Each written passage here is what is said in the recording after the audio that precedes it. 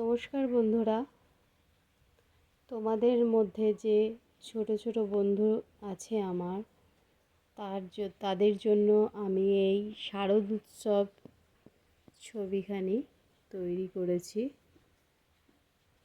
এবং শরতের আগমন বার্তা হিসাবে এই ছবিটি তাদের সামনে উপস্থাপন করলাম।